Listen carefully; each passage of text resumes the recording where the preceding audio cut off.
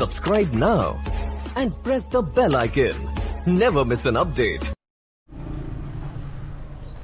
Hello students, welcome to our YouTube channel SB Academy in mathematics. Students, last term पे हम लोगों ने देखा था ओम का नियम। ठीक, ओम के नियम के बारे में बात किया था। उसके बाद हम लोगों ने प्रतिरोध को देखा था, फिर प्रतिरोधकता यानी रेजिस्टिविटी को भी देखा था, और लास्ट में हम लोगों ने ये देखा था कि रेजिस्टेंस किस किस फैक्टर पर डिपेंड करता है। ठीक, उसके बारे में बात किया था। आज हम लोग देखेंगे कि जो रेजिस्टेंस है, ठीक, उसको हम लोग कैसे अपने इलेक्ट्रिक सर्किट में यूज करते हैं, यानी कि कैसे उसको जोड़ते हैं। ठीक, तो वही उसी के बारे में आज हम लोग मेनली बात करेंगे। तो रेजिस्टेंस को हम लोग दो तरह से जोड़ सकते हैं सर्किट में, एक सीरीज में यानी कि श्रेणी क्रम में, और दूसरा पैरेलल में यानी कि समांतर क्रम में। ठीक है, देखते हैं।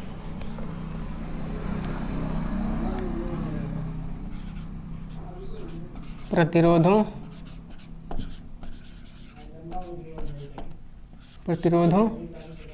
का संयोजन। ठीक, इसी के बारे में आज हम लोग बात करेंगे।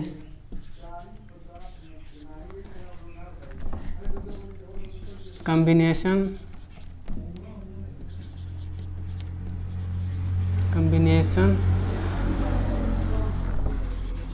Of resistors.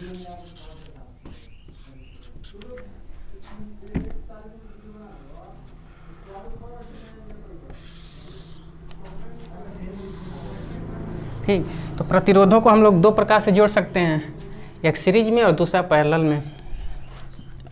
तो पहला हमारा हो जाएगा श्रेणी क्रम में। ठीक है, श्रेणी क्रम में यानी कि इन सीरीज।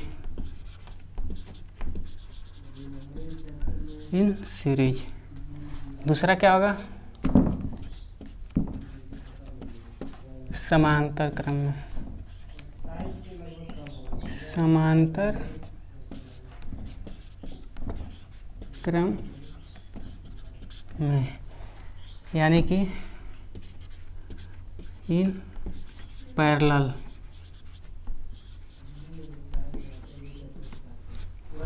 अब हम लोग इसको बारी बारी से देखेंगे।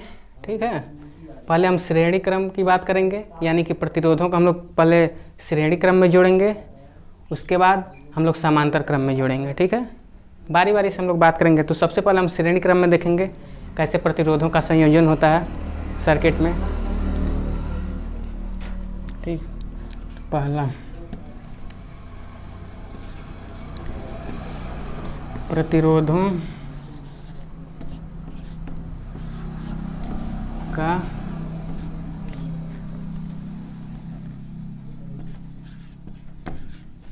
श्रेणी क्रम में संयोजन।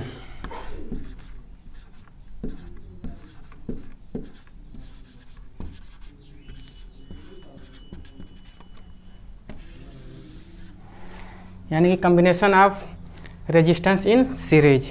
ठीक, तो हम लोग यहाँ पे सर्किट डायग्राम बनाएंगे। हमारा डायग्राम कैसे बनेगा?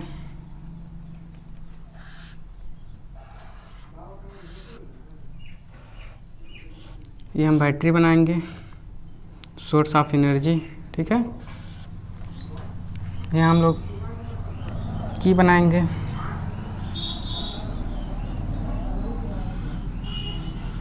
एमीटर लगा देंगे यहाँ पे सीरीज में। ठीक है,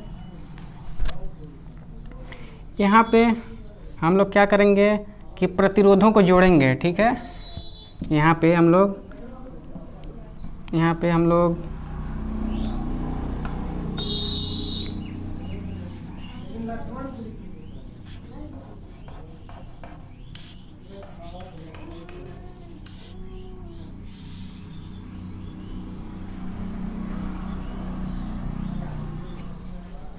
ये हमारा सोर्स ऑफ एनर्जी यानी कि बैटरी हुआ।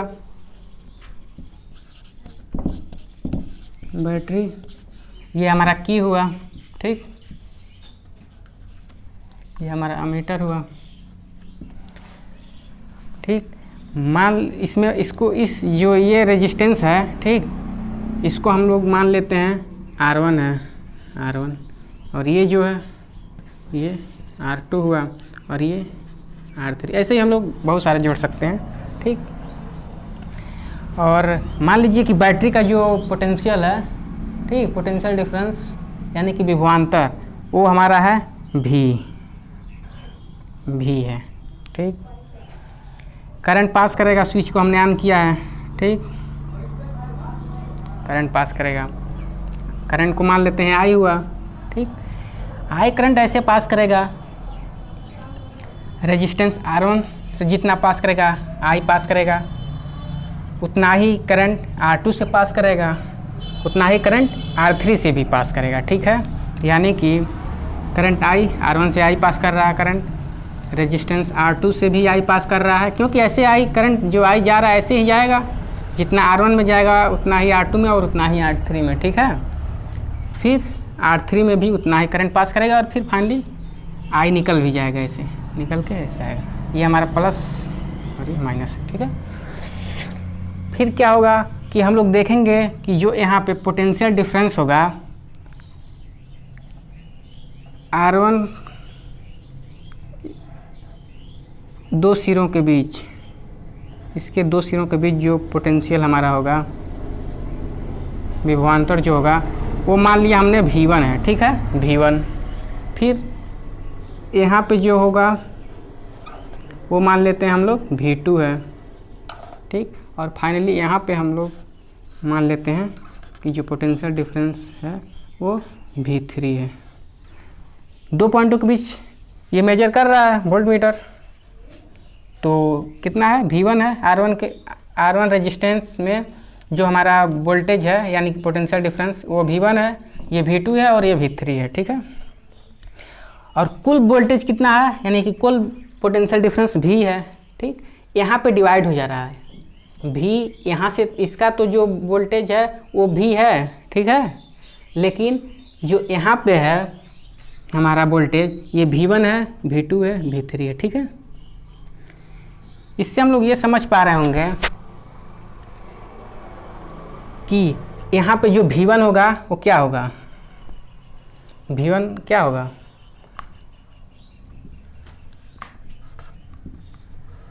V1 equal to I R1। यहाँ से आप लोग ध्यान से देखिए, ये हमारा पोटेंशियल डिफरेंस यानी कि V1 इक्वल टू पास करने वाले current I into resistance R1, ठीक। ये हमारा इक्वेशन 1 हो जाएगा। फिर इसमें देखेंगे, इसमें V2 हमारा कितना होगा, V2 हमारा होगा I इंटू R2, ये इक्वेशन 2, ठीक है। फिर इसमें हम लोग देखेंगे V3 equal to I R3, ठीक है, इसको इक्वेशन 3 मान लेते हैं। इसके इक्विवेलेंट सर्किट हम लोग बनाएंगे, इसके इक्विवेलेंट जिसमें वोल्टेज भी हो और जो रेजिस्टेंस यानी कि R1 R2 R3 को कंबाइन करने पे जो एक इक्विवेलेंट रेजिस्टेंस आएगा, मान लेते हैं वो R है, ठीक है। उसको हम लोग यहाँ बनाते हैं, इसके इक्विवेलेंट सर्किट को हम लोग यहाँ बनाएंगे। इक्विवेलेंट सर्किट, ठीक है, इक्विवेलेंट सर्किट हम लोग यहाँ बनाएंगे। तो कैसे बनेगा,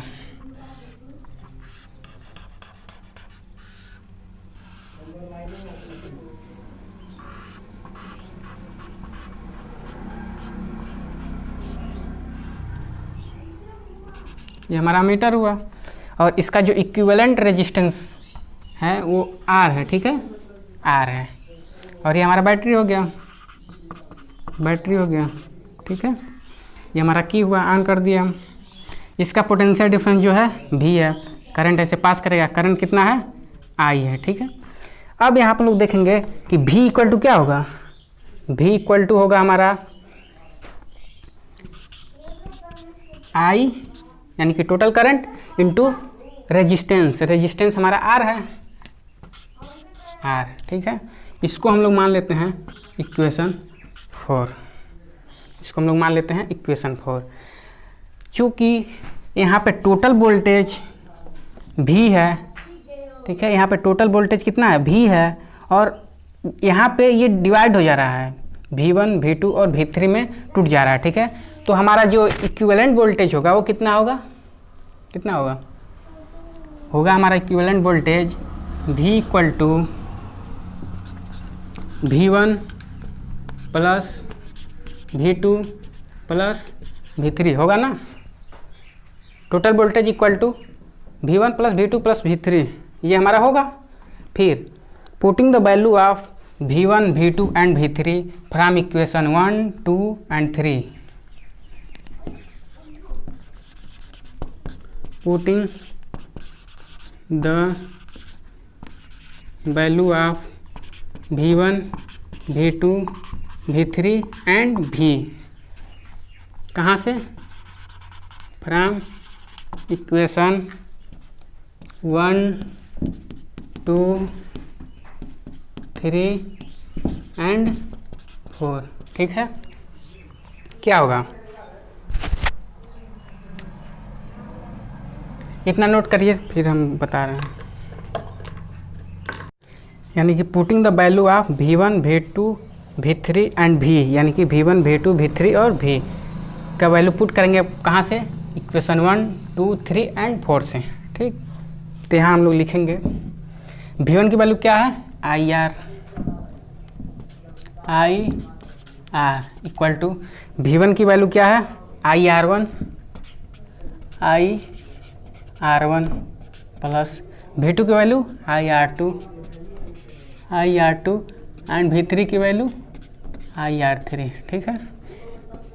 IR इक्वल टू I को बाहर कर लेंगे, कॉमन है तो, फिर ब्रैकेट में हो जाएगा R1 plus R2 plus R3, R हमारा R क्या हो जाएगा, R equal to R1 plus R2 plus R3, ठीक है। यानी कि सीरीज में जब हम लोग जोड़ते हैं रेजिस्टेंस को, ठीक, मान लीजिए हमारा रेजिस्टेंस R1 R2 R3 है, इनका जब इक्विवेलेंट हम लोग सर्किट बनाएंगे, यहाँ पे हमने बनाया इक्विवेलेंट सर्किट, रेजिस्टेंस का जो इक्विवेलेंट रेजिस्टेंस है वो R हमने लिया है, तो वही बात हुआ यहाँ पे R equal to R1 R2 R3 तीनों के एडिशन में, यानी कि इक्विवेलेंट R इक्वल टू जो पार्शियल रेजिस्टेंस है R1 R2 एंड R3 तीनों के योग के बराबर होता है, ठीक। तो इतना नोट करिए आप लोग।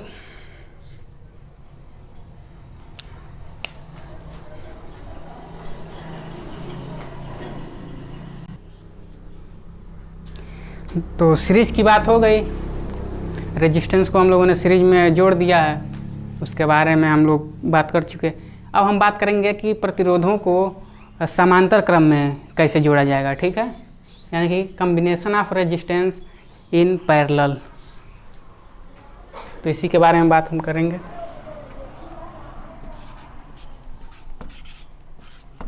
प्रतिरोधों का समांतर क्रम में संयोजन, यानी कि combination of resistance in parallel, ठीक है। अब हम लोग प्रतिरोधों को समांतर क्रम में कैसे जोड़ेंगे ये देखेंगे। तो हम डायग्राम बनाते हैं, आप लोग ध्यान से देखिएगा इसको।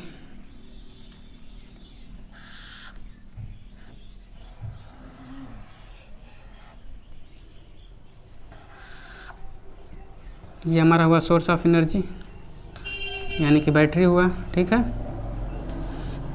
ये हमारा की हुआ,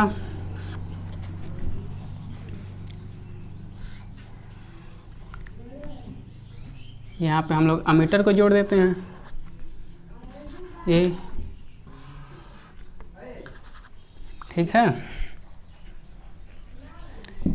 ये सिर्फ पॉजिटिव और ये नेगेटिव।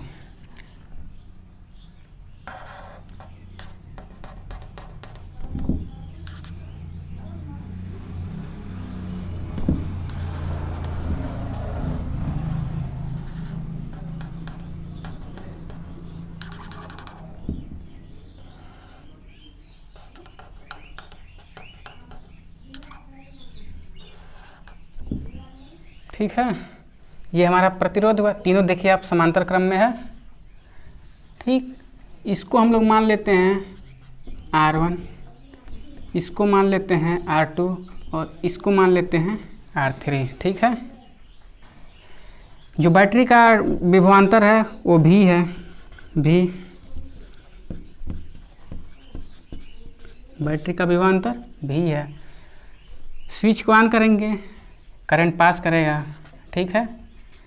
टोटल करंट मान लेते हैं I है, यानी कि जब हमने स्विच ऑन किया तो सोर्स ऑफ एनर्जी यानी बैटरी से करंट पास करेगा और करंट की टोटल वैल्यू है I, यानी कि इस सर्किट में टोटल करंट कितना पास कर रहा है I, ठीक है।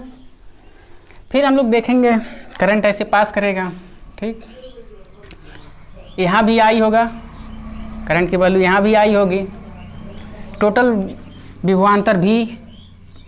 तो यहाँ पर भी दो बिंदुओं के बीच जो हमारा वोल्टेज है, पोटेंशियल डिफरेंस है, वो भी ही होगा, भी ही होगा। क्यों? क्योंकि इन दोनों पॉइंट पर ये सारे प्रतिरोध जोड़े गए हैं, यानी कि R1 का एक सिरा इस बिंदु से, दूसरा सिरा इस बिंदु से।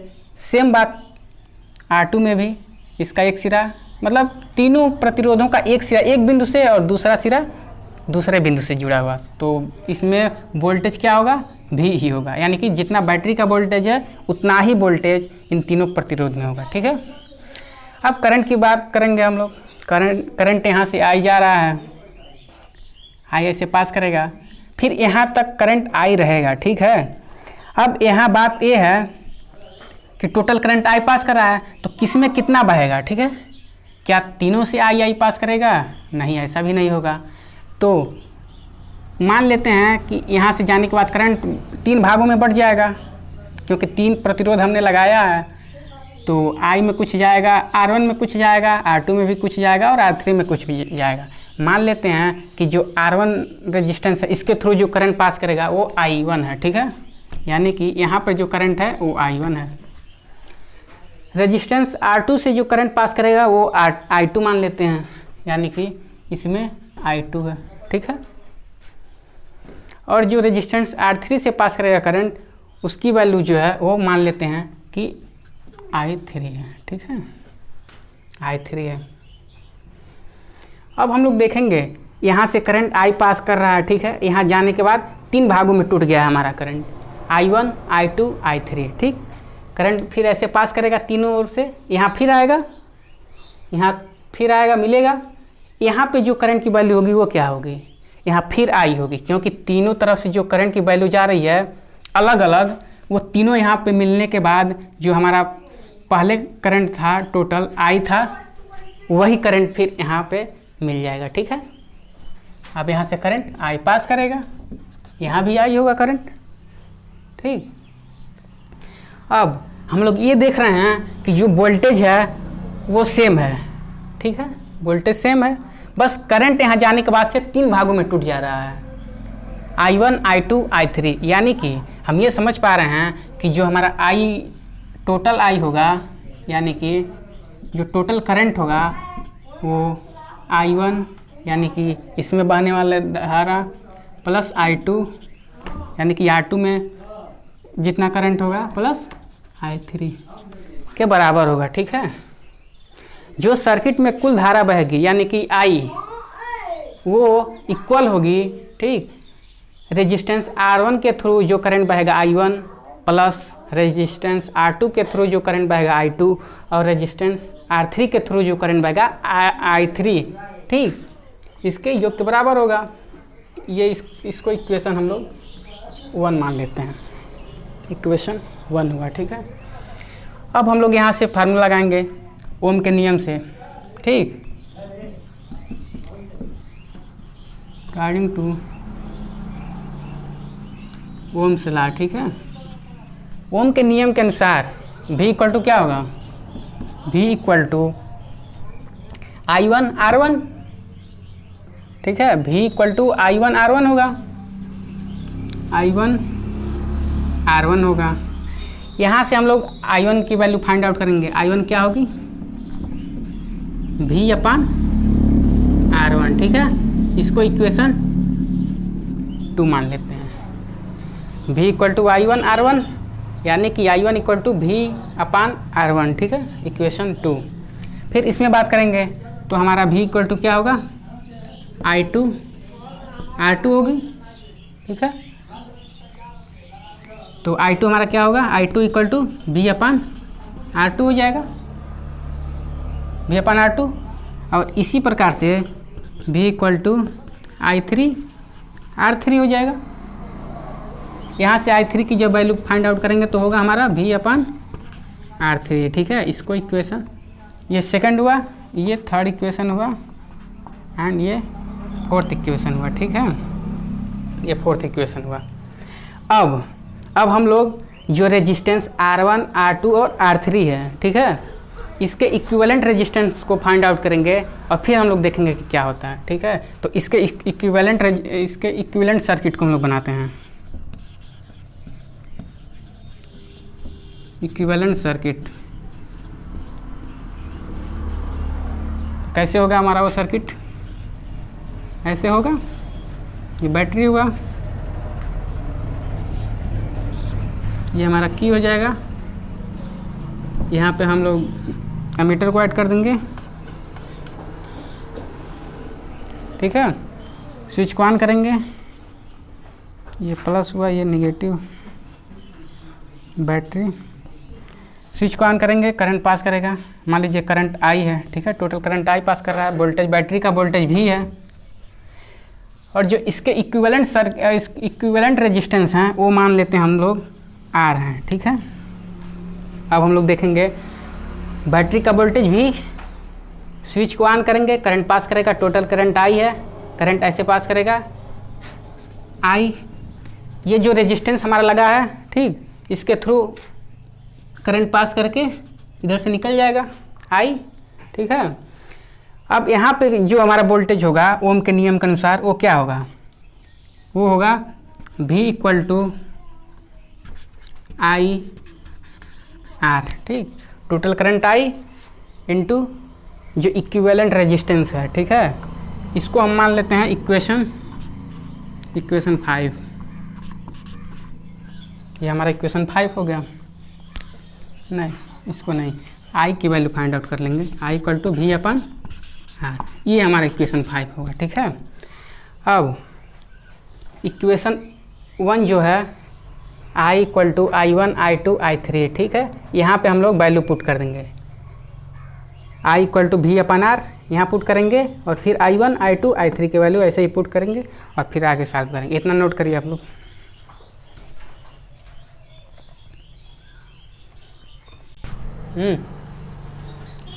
तो अब हम लोग इसका वैल्यू इक्वेशन 1 में रखेंगे तो क्या होगा, I की वैल्यू है V अपन आर, ठीक, V upon R equal to I1 की value V upon R1, V upon R1 plus I2 की वैल्यू V अपन R2 प्लस I3 की वैल्यू V अपन R3, ठीक है। अब V को यहाँ से हम अलग करेंगे, V upon R equal to V को कॉमन लेके अलग करेंगे, ब्रैकेट में हमारा कितना आएगा 1 अपन R1 प्लस 1 अपन R2 प्लस 1 अपन R3, ठीक है। अब यहाँ से क्या होगा 1 by R equal to 1 by R1 plus 1 by R2 plus 1 by R3, यानी कि यदि हम लोगों ने रेजिस्टेंस को सर्किट में पैरेलल में ऐड किया है तो, ठीक है, तो उसका इक्विवेलेंट रेजिस्टेंस जो होगा वो होगा 1 by R equal to 1 by R1 plus 1 by R2 plus 1 by R3, ये हमारा इक्विवेलेंट रेजिस्टेंस होगा, ठीक। अब हम लोग इसके बाद ठीक, तो हम लोगों ने अब रेजिस्टेंस को पैरेलल में भी जोड़ के देख लिया और सीरीज में भी जोड़ के देख लिया, ठीक। अब हम लोग देखेंगे कि इसके क्या एडवांटेज हैं, क्या लाभ है कि